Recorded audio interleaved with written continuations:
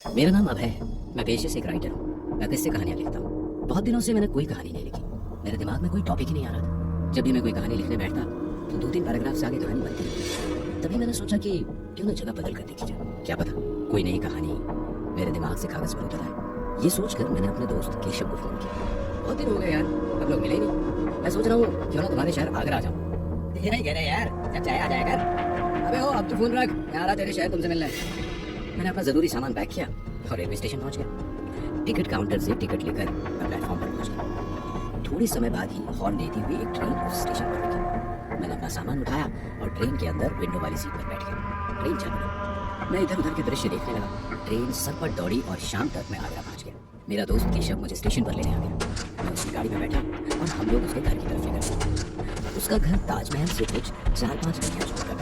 बातों ही बातों में केशव ने मुझे बताया कि कल पूर्णिमा है। पूर्णिमा का नाम सुनते ही मेरे दिमाग में एक बात आई। यार मैंने दिन में तो बहुत बार ताजमहल देखा है, मगर रात में कभी नहीं देखा। जो ताजमहल दिन में इतना सुंदर और मनमोहक दिखाई देता है, वो रात में कैसे दिखता हो? जब सफेद चांद की रोशनी सफेद संगमरमर की इस इमारत पर पड़ती हो, ये किसी स्वर्ग से कम नहीं लगता।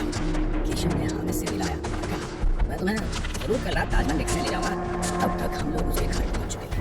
घर पहुंचकर हम लोगों ने खाना खाया। दिन भर सफर के कारण मैं थक चुका था। बेड पर गिरते ही मुझे नींद आ गई। सुबह होते ही मैं और केशव सारा काम निपटा कर ताजमहल की तरफ चले गए। पर हम लोगों को रात की टिकट नहीं मिली, क्योंकि रात में ताजमहल सिर्फ 400 ही लोग जा सकते। वो भी रात के 11 बजे। हम दोनों लोग निराश होकर घर लौट आए।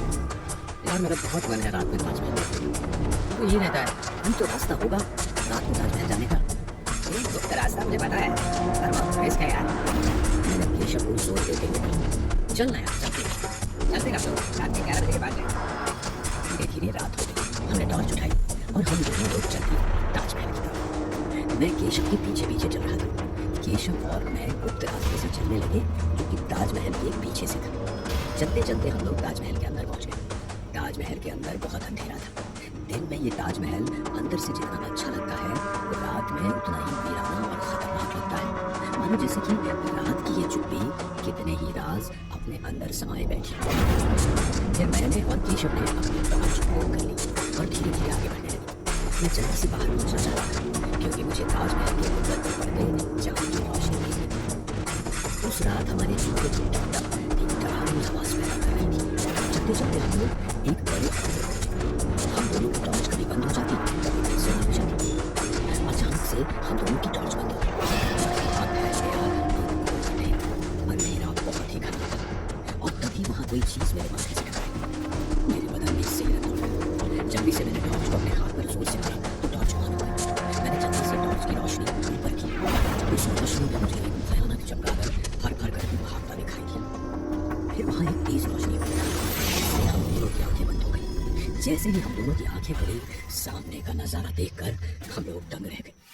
जिस ताजमहल में अभी तक अंधेरा और सन्नाटा पसरा हुआ था, अब वहां हमारे सामने एक दरबार सजा हुआ था। सिंहासन पर एक आदमी बैठा हुआ था और उसके आगे एक मंत्री बैठे हुए थे।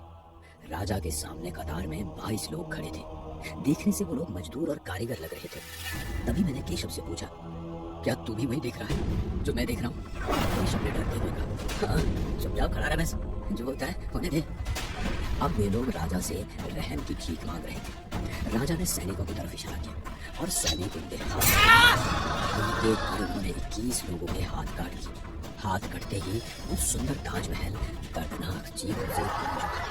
चीखें इतनी डरावनी थी कि किसी का कलेजा मुंह से बाहर आ गया। अब एक ही कारीगर के हाथ बचे थे। वो बहुत गिड़गिड़ा रहा था। जब सैनिक उसके हाथ काटने आए तो वो उन्हें धक्का देकर बाहर की ओर भागा। सैनिक भी उसके पीछे दौड़े। देखते देखते सब लोग उठकर दौड़ने लगे। तभी मैं और केशव भी उनके पीछे दौड़े।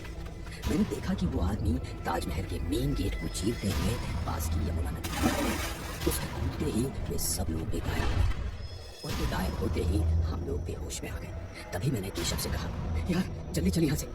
पर केशव वहां से देख नहीं रहा था, बस चुपचाप नदी की ओर देखे जा रहा था। मैंने उसे पकड़कर जोर से हिलाया। तब उसने मुझे धक्का देकर दूर फेंक दिया और नदी की तरफ दौड़कर उसमें कूद गया। उसके कूदते ही मैं तेजी से दौड़ा और उसे बचाने की कोशिश करने लगा। मैंने उसकी तरफ हाथ बढ़ाया। केशव ने मेरा हाथ पकड़ा। उसकी आंखें एकदम लाल हो चुकी थी, जैसे कि उसकी आंखों में किसी ने जलता हुआ कोयला रख दिया हो। उसने मुझे भी अपनी तरफ खींच लिया। मैं भी नदी में गिर गया। मेरी आंखों के आगे अब अंधेरा छा गया। थोड़ी देर बाद जब मेरी आंख खुली तो मैंने अपने आप को किसी के केबिन में पाया। मैंने इधर उधर अपनी नजर दौड़ाई। केशव भी मेरे साइड में लेटा हुआ था। मैंने केशव को जगाया। फिर मुझे किसी की केबिन की तरफ आती हुई जूतों की टक टक सुनाई दी। वो एक वॉचमैन था। उसने वॉचमैन वाली ड्रेस, एक डंडा और सिर पर एक टोपी पहन रखी थी। उसका चेहरा बहुत ही डरावना और खड़ूस लग रहा था। उसने आते ही हम लोगों से पूछा, तुम लोग इतनी रात को यहाँ क्या करने आए थे? क्या तुम लोगों को पता नहीं रात में यहाँ आना वंचित है? फिर भी तुम लोग बहुत किस्मत वाले हो जो उस भूत से बच गए। एक बार मेरे साथ बिल्कुल ऐसा हुआ था जब मैंने नई नई ड्यूटी ज्वाइन की थी। मैं भी ताजमहल के शापित हिस्से में चला गया था। मेरे सामने एकदम उस मजदूर का भूत आ गया था और वो मुझे खींचकर नदी की तरफ ले गया और नदी में फेंक दिया और मैं डूब गया। ये सुनते ही मैं दंग रह गया। मेरे पैरों के नीचे से जमीन खिसक गई। फिर वो वॉचमैन एक डरावनी और रहस्यमयी हंसी हंसने लगा। देखते ही देखते उसका चेहरा सफेद कर गया और आंखें बाहर आ गई। फिर उसने हम दोनों को पैरों से पकड़ा और खींचकर यमुना नदी के पास ले गया और एक जोरदार झटके से नदी में फेंक दिया। अगले दिन सुबह सुबह टीवी चैनलों पर एक ही न्यूज चल रही है। रात में चोरी छुपे ताजमहल देखने गए 2 युवकों की नदी में डूबकर हुई रहस्यमयी मौत।